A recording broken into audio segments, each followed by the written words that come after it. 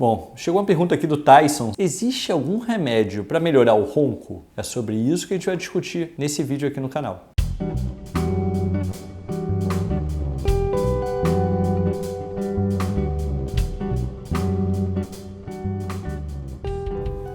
O ronco tem várias possíveis causas, não é uma causa única, não existe um motivo só para a pessoa roncar. Então dificilmente vai existir um remédio que vai solucionar o ronco, até porque não existe esse remédio para solucionar o ronco. Eu vejo muito em vídeos na internet, no YouTube, no TikTok, de acessórios que são usados para tentar melhorar o ronco, seja acessórios que se colocam dentro do nariz, acessórios na cavidade oral. Isso não deve ser feito sem uma avaliação médica antes. Precisa-se entender qual o motivo de você estar roncando.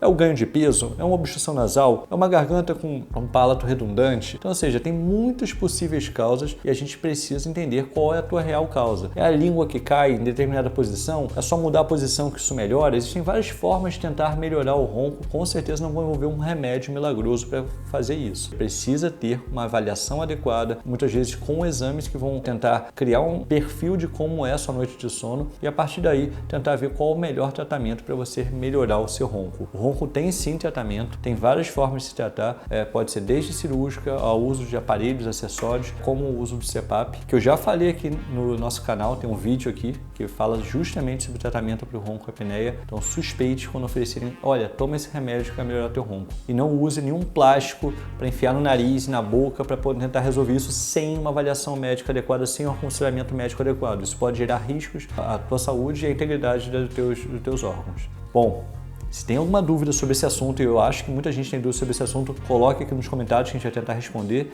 Se gostou, curta. Se conhece alguém que ronca, compartilhe com ele, principalmente para evitar fazer esse tipo de coisa. E não se esqueça de se inscrever aqui no canal para mais vídeos como esse. Um abraço e até o próximo vídeo.